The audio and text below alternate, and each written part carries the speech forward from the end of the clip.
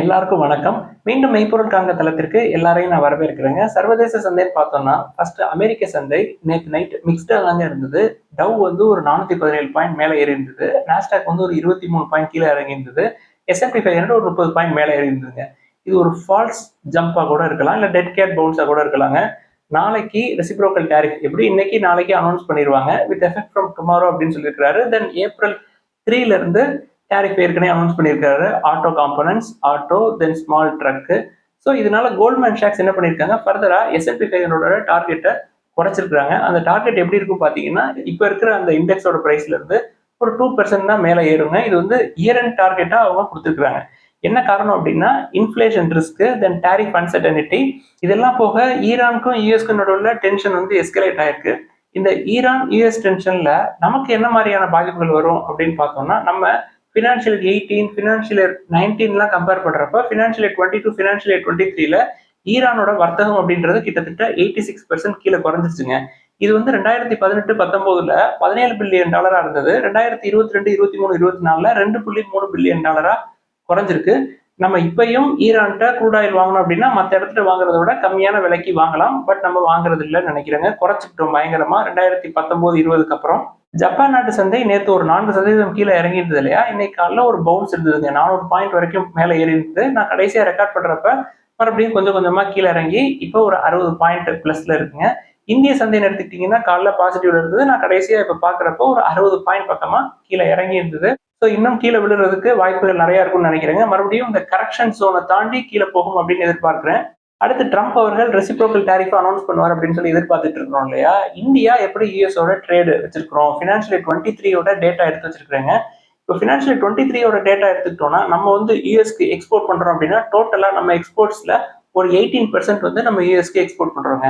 அவங்களோட டோட்டல் எக்ஸ்போர்ட்ஸ்ல இந்தியாவுக்கு அப்படின்னு எடுத்துக்கிட்டோம்னா 6.22%. இதுல பைலேட்டரல் ட்ரேட் வந்து ஒரு 10.73%. இதுல நம்ம போடுற இம்போர்ட் டியூட்டி, அமெரிக்கா போடுற இம்போர்ட் டியூட்டி அப்படின்னு எடுத்துக்கிட்டோம்னா ஆவரேஜா யூஎஸ்ல இருந்து ப்ராடக்ட்ஸ் நிறைய ப்ராடக்ட்ஸ் உள்ள வரும் இல்லையா, அந்த ப்ராடக்ட்ஸ்ல ஒவ்வொரு ப்ராடக்ட்டும் ஒவ்வொரு இம்போர்ட் டியூட்டி இருக்குங்க. ஆவரேஜா நம்ம போடுற இம்போர்ட் டியூட்டி அப்படின்றது 7.7%.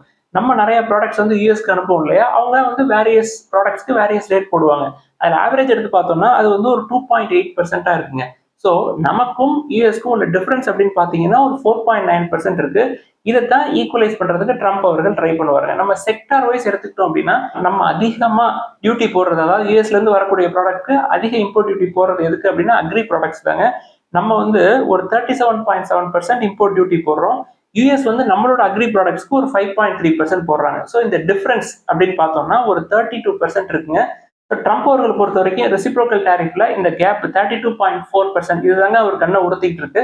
ஸோ இதுக்கு ரெசிப்ரோக்கல் டாரிஃப் போட்டார் அப்படின்னா இங்க உள்ள விவசாயம் சார்ந்த தொழில்களுக்கு அச்சுறுத்தல் இருக்கதாங்க செய்யும். அடுத்து கெமிக்கல்ஸ் அண்ட் ஃபார்மர்ஸ் எடுத்துக்கிட்டோம்னா அவங்க போடுற டியூட்டிக்கும் நம்ம போடுற டியூட்டிக்கும் உள்ள டிஃபரன்ஸ் எவ்வளவு இருக்கு அப்படின்னா 8.6% இருக்குங்க. அடுத்து பிளாஸ்டிக்ஸ் எடுத்துக்கிட்டோம்னா ஒரு 5.6% ட்ரேடு டாரிஃப் டிஃபரன்ஸ் இருக்குது. தென் டெக்ஸ்டைல்ஸ்க்கு 1.4% இருக்கு. தென் டைமண்ட் கோல்டு ஜுவல்லரிக்கு ஒரு 13.3% இருக்குங்க. தென் அயன் அண்ட் ஸ்டீல் அலுமினியம்க்கு 2.5% இருக்கு. தென் மிஷினரிஸ் அண்ட் கம்ப்யூட்டர்ஸ்க்கு ஒரு 5.3%. நான் இப்ப சொல்றது எல்லாமே வந்து டிஃபரன்ஸ் தாங்க. நம்ம வந்து அவங்களோட மிஷினரிஸ் கம்ப்யூட்டர்ஸ்க்கு போடுறதை விட அவங்க நம்மளுக்கு போடுறது இது ரெண்டுக்குள்ள டிஃபரன்ஸ் வந்து 5.3%. தென் எலக்ட்ரானிக்ஸ்க்கு 7.2%.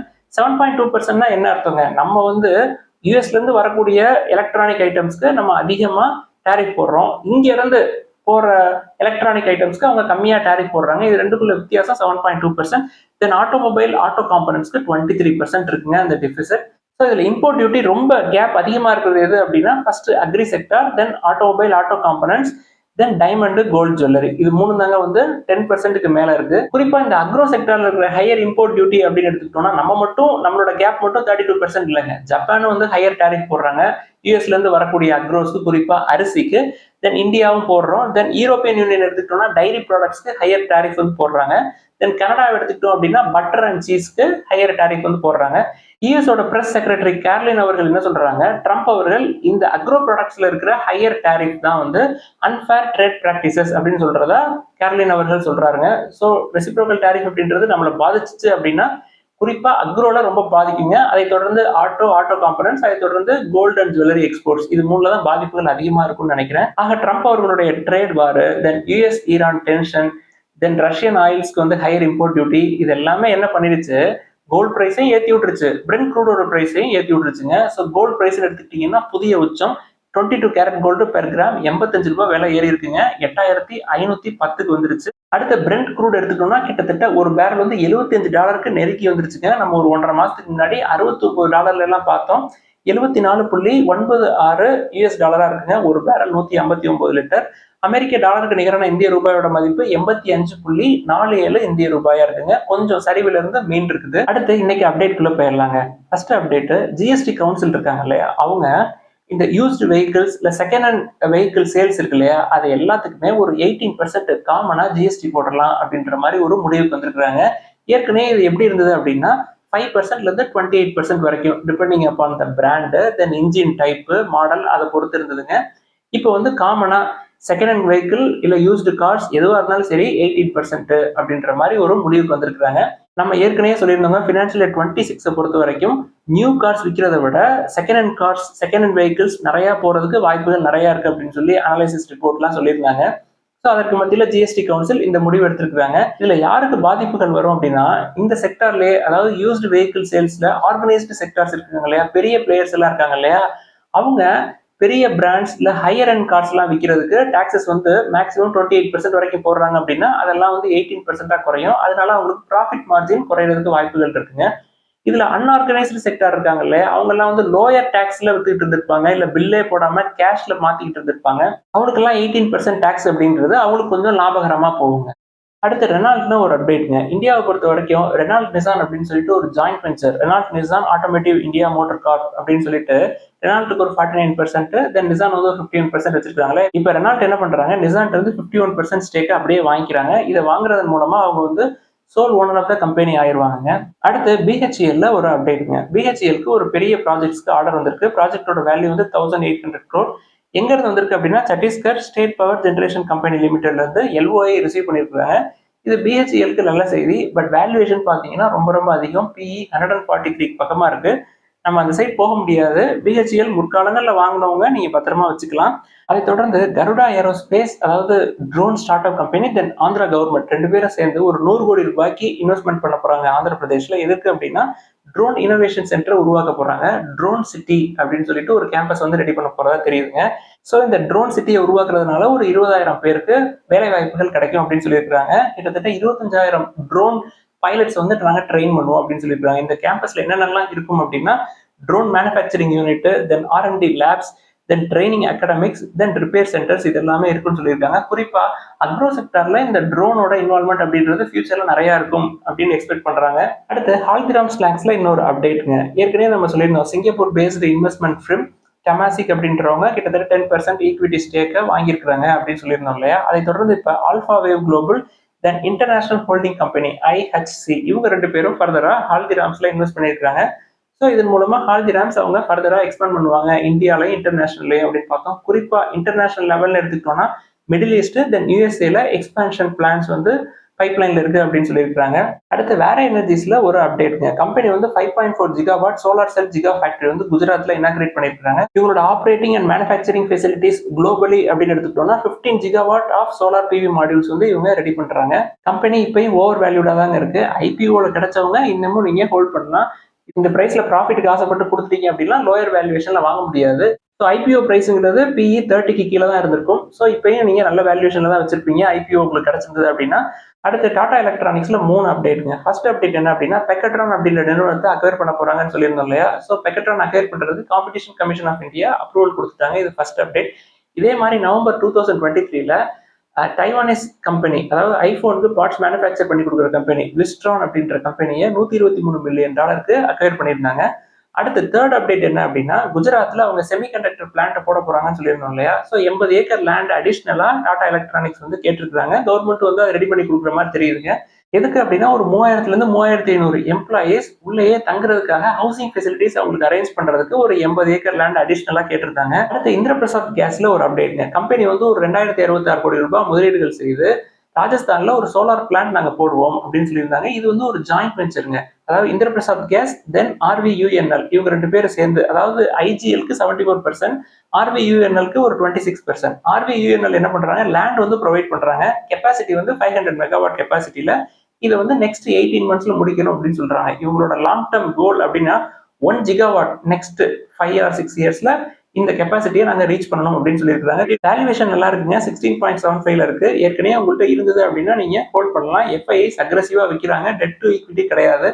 நம்மளை பொறுத்த வரைக்கும் நம்ம ஏற்கனவே இதை விட சீப்பா பெட்ரோனட் எல்என்ஜி எடுத்து வச்சிருக்கிறோம். ஸோ அவங்களும் எக்ஸ்பென்ஷன் ஒர்க் எல்லாம் பண்ணிட்டு இருக்காங்க, ரீகேசிபிகேஷன் ப்ராசஸ் அவங்க பண்றாங்க. அடுத்து ஐடிசில ஒரு அப்டேட்டுங்க. ஐடிசி என்ன முடிவு பண்ணிருக்காங்கன்னா ஆதித்யா பிர்லா ரியல் எஸ்டேட்டோட பேப்பர் அண்ட் பல்க் பிசினஸ் வாங்கலாமா அப்படின்னு சொல்லி முடிவு பண்ணிருக்காங்க. ஆதித்யா பிர்லா ரியல் எஸ்டேட்க்கு கீழே செஞ்சுரி பல்ப் அண்ட் பேப்பர்ஸ்னு ஒரு நிறுவனம் இருக்குங்க. அந்த நிறுவனத்தோட கெப்பாசிட்டி அப்படின்னு பாத்தீங்கன்னா பல்ப் அண்ட் பேப்பர்ஸ் பொறுத்த வரைக்கும் 4.8 lakh metric ton per annum. இப்போ ஐடிசியில் இப்போ existing paper and pulp business எடுத்துக்கிட்டோம்னா அவங்களோட கெப்பாசிட்டி வந்து 8 lakh metric per annum.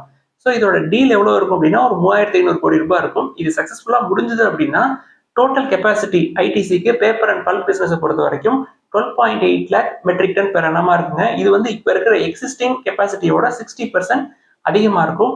ITC பிசினஸை பொறுத்த வரைக்கும் இந்த பேப்பர்ஸ் அண்ட் பல்ப்னு எடுத்துக்கிட்டோம்னா ஐடிசியோட டோட்டல் பிசினஸ்ல பேப்பர் அண்ட் பல்போட கான்ட்ரிபியூஷன் அப்படின்றது 12.6% இருக்குங்க இப்போதைக்கு. இது ஃபர்தரா கூடும் இந்த பிசினஸ் அக்வயர் பண்ணாங்க அப்படின்னா. ஸோ ஐடிசியோட வேல்யூவேஷன் நல்லா இருக்கும், இப்போயும் நல்ல வேல்யூவேஷன்ல தான் இருக்கு. அடுத்து இன்னைக்கு கேள்விகள்லாம் கேட்டிருக்காங்க, கொஞ்சம் கேள்விகளை இன்னைக்கு பார்ப்போம், மீத கேள்விகளை வரக்கூடிய நாட்கள்ல பார்ப்போங்க. First actors value housing finance அப்படின்ற நிறுவனத்தை வந்து நம்ம கன்சிடர் பண்றோமா, நல்ல வேல்யூவேஷன்ல இருக்க மாதிரி தெரியுது அப்படின்னு சொல்றாங்க. வேல்யூவேஷன் 28ல இருக்குங்க, பிரைஸ் டு புக் 4.19ல இருக்கு. வேல்யூவேஷன் இதுவே ஜாஸ்தி தாங்க ஹவுசிங் ஃபினான்ஸை பொறுத்த வரைக்கும். பட் பஜாஜ் ஹவுசிங் ஃபினான்ஸை கம்பேர் பண்றப்ப இது நல்ல வேல்யூவேஷன் இருக்கு. உங்களுக்கு ஹவுசிங் ஃபினான்ஸ் வேணும் அப்படின்னா கேன்ஃபின் ஹோம்ஸ் லிமிடெட் அப்படின்னு சொல்லிட்டு ஒரு நிறுவனம் இருக்குங்க. அந்த நிறுவனத்தோட ப்ரொமோட்டர் வந்து கனரா பேங்க் தான். கிட்டத்தட்ட 30% ஸ்டேக் வந்து கனரா பேங்க் தான் வச்சிருக்காங்க. நல்ல நிறுவனம். என்னுடைய ஆசிரியர் மகேஸ்வரன் அவர்கள் தான் ஃபர்ஸ்ட் டைம் அந்த நிறுவனத்தை பத்தி எனக்கு சொன்னாரு. அந்த நாள்ல இருந்தே அதை நம்ம ஃபாலோ பண்ணிட்டு தான் இருக்கோம். நாங்க ஃபர்ஸ்ட் பார்த்தப்போ அது 200, 300 ரூபா, 400 ரூபாயில எல்லாம் இருந்துச்சுங்க. இப்போ ஒரு 700 ரூபாய்க்கு பக்கமா வந்துருச்சு. லாஸ்ட் 3 இயர்ஸ்ல பெருசா எதுவும் ரிட்டர்ன் இல்லை. பட் வேல்யூவேஷன் நல்லா இருக்குங்க. பிரைஸ் டு புக் 1.91ல இருக்கு. பிரைஸ் டு ஏர்னிங்ஸ் பாத்தீங்கன்னா 10.78ல இருக்குங்க. ஸோ நல்ல பிசினஸ். நீங்க இன்னும் குறைஞ்சது அப்படின்னா கன்சிடர் பண்ணலாம். அடுத்து பிரைஸ் டு ஏர்னிங்ஸ் ஒரு சில நிறுவனங்களுக்கு நெகட்டிவ்ல இருக்கே சார், அதுக்கு என்ன அர்த்தம்? குறிப்பா ஸ்பந்தனா ஸ்பூர்த்தி, ஆந்திரா சிமெண்ட் போன்ற நிறுவனங்களுக்கு கேட்டிருக்காங்க. அதெல்லாம் நம்ம கன்சிடர் பண்ணலாமா அப்படின்னு சொல்லி கேட்டிருக்காங்க. டாடா கெமிக்கல்ஸ்லயும் பிஇ கிடையாதுங்க. நெகட்டிவ் அப்படின்னு இருந்துச்சுன்னா நாட் ப்ராஃபிட்டிங், எக்ஸ்பென்ஸ் வந்து அதிகமா இருக்கு அவங்க பண்ற ரெவன்யூ விட அப்படின்னு அர்த்தம். அவ்வளவுதான். ஸ்பந்தனா ஸ்பூர்த்தியை பொறுத்த வரைக்கும் பயங்கரமா குறைஞ்சிருக்குங்க. வேல்யூவேஷன்ஸ் நல்லா இருக்கிற மாதிரி தெரியுது. பட் ரொம்ப ரொம்ப ரிஸ்க் ஜாஸ்தி. நீங்க ரிஸ்க் எடுப்பேன், நான் வந்து இன்னொரு 5 இயர்ஸ் 10 இயர்ஸ் கூட வெயிட் பண்ணுவேன் அப்படின்னு மட்டும்தாங்க நீங்க கன்சிடர் பண்ணலாம். உங்களுக்கு ஒரு நாள் வாங்கிட்டு அடுத்த நாளே கீழே இறங்குது அப்படின்னா நம்மளுக்கு சரி வராதுங்க. சிமெண்ட் செக்டாரை பொறுத்த வரைக்கும் நீங்க லார்ஜ் கேப்பா பார்த்து போயிடுறது ரொம்ப நல்லதுங்க. அல்ட்ராடெக் சிமெண்ட் அக்வயர் பண்ண இந்தியா சிமெண்ட்ஸ் வந்து நல்ல வேல்யூவேஷன் கிட்ட வரப்போகுது. பிரைஸ் டு புக் 1.7 கிட்ட இருக்குங்க. 1.5 வந்தோடனே உங்களுக்கு சிமெண்ட் செக்டர் வேணும் அப்படின்னா, ராம்கோ சிமெண்ட் உங்களுக்கு பிடிக்கல அப்படின்னா நீங்க வந்து இந்தியா சிமெண்ட்ஸை கன்சிடர் பண்ணலாம். இந்தியா சிமெண்ட்ஸோட ஓனர் அல்ட்ராடெக் சிமெண்ட்ஸ் தான். இந்தியா சிமெண்ட்ஸை பொறுத்த வரைக்கும் நல்ல வேல்யூவேஷன்ல தான் இருக்கு என்ன பொறுத்த வரைக்கும். பட் கன்சிடர் பண்ணணும்னு நினைக்கிறவங்க பிரைஸ் டு புக் 1.5 நெருங்குறப்ப கன்சிடர் பண்ண ஆரம்பிக்கலாங்க. மார்க்கெட் இன்னும் இறங்கும்னு நினைக்கிறேன். அடுத்து அவென்டல் அப்படின்ற நிறுவனத்தை பத்தி கேட்டிருக்காங்க. வேல்யூவேஷன்ஸ் அதிகமா இருக்குன்னு சொல்லியிருந்தேன் இல்லையா, நண்பர் வந்து அவங்க ரேடார்ஸ் வந்து மேனுஃபேக்சர் பண்றாங்க. டிஃபென்ஸ் செக்டர்ல அவங்களுக்கு குளோபல் பிரசன்ஸ் இருக்கு அப்படின்லாம் சொல்றாங்க. அவங்க எவ்வளவு பெரிய பிசினஸா இருக்கட்டுங்க, நமக்கு வந்து வேல்யூவேஷன் நம்ம ரேஞ்சுக்கு வந்தாதாங்க நம்ம கன்சிடர் பண்ண முடியும். அதுக்கு மேல இருந்தது அப்படின்னா நம்ம வந்து ஓரமா ஒதுக்கி தான் வைக்கணும். இது என்னையை பொறுத்த வரைக்கும். கன்சிடர் பண்ணணும்னு நினைச்சீங்க அப்படின்னா அது இறங்க இறங்க எவ்வளவு இறங்கினாலும் 50%, 80%, 75% இறங்கினாலும் நான் வந்து தில்லா இருப்பேன், எனக்கு வந்து ஏன் இறங்கிடுச்சு அப்படின்னு சொல்லி பயப்பட மாட்டேன் அப்படின்றவங்க மட்டும்தாங்க ஹையர் வேல்யூவேஷன்ஸ்ல அதை அக்வயர் பண்ணலாம். எதுவா இருந்தாலும் சரி, இன்வெஸ்ட்மெண்ட் பாயிண்ட் ஆஃப் வியூல பெஞ்சமின் கிரஹாம் அவர்கள் சொல்ற மாதிரி நெவர் ஓவர் பே, அவ்வளவுதாங்க. பொறுமை இருக்கு அப்படின்னா இறங்குறப்ப பொறுமையா இருந்து வாங்கலாங்க. அடுத்து ஒரு நண்பர் கேட்டிருக்காங்க, மணப்புரம் ஃபைனான்ஸ் 235 சம்திங்ல இருக்கு, அது 200 வந்தோடனே கன்சிடர் பண்ணலாமா அப்படின்னு சொல்லி கேட்டிருக்காருங்க. இப்போதைக்கு பெண்டுலம் ஒரு எண்டில் இருக்கு. கண்டிப்பா கிரஹாம் அவர்கள் சொல்ற மாதிரி கொஞ்சம் கொஞ்சமா பெண்டுலம் ஆப்போசிட் எண்டுக்கு வரும். வர வர நம்ம கன்சிடர் பண்ணலாம். அடுத்து ஹிந்துஜா குளோபல் சொல்யூஷன்ஸ்ல டெட் வந்து அதிகமா இருக்கே சார், அது வந்து பிரச்சனை இல்லையா? அவங்களோட மார்க்கெட் கேப் ஈக்குவலண்டா டெட் இருக்கு அப்படின்னு சொல்லி கேட்டிருக்காங்க. நான் அவங்களோட ப்ரொமோட்டர்ஸ் தாங்க நம்புறேன். அவங்க வந்து கண்டிப்பா கம்பெனியை டர்ன் அரவுண்ட் பண்ணிடுவாங்க அப்படின்னு நம்புறேன். உங்களுக்கு அச்சுறுத்தலா இருந்தது அப்படின்னா அதை கன்சிடர் பண்ணாதீங்க. வெயிட் பண்ணுங்க. விப்ரோ கீழே இறங்கி வரும். வர்றப்ப லார்ஜ் கேப் ஐடியா பார்த்து வாங்கிட்டீங்கன்னா உங்களுக்கு அந்த அச்சுறுத்தல் இருக்கவே இருக்காதுங்க. நான் 15 வருஷம் 20 வருஷம் கூட அப்படியே வச்சிருப்பேன். உங்களுக்கு அந்த அளவுக்கு பொறுமை இல்லை அப்படின்னா அந்த சைடு போகாம இருக்கிறதே நல்லதுங்க. இதெல்லாம் தான் இன்னைக்கு டிஸ்கஸ் பண்ணணும்னு நினைச்சோம். ஏதாவது சந்தேகங்கள் கேள்விகள் இருந்தா எல்லாத்தையும் எழுதுங்க, நம்ம டிஸ்கஸ் பண்ணுவோம். எல்லாருக்கும் நன்றி.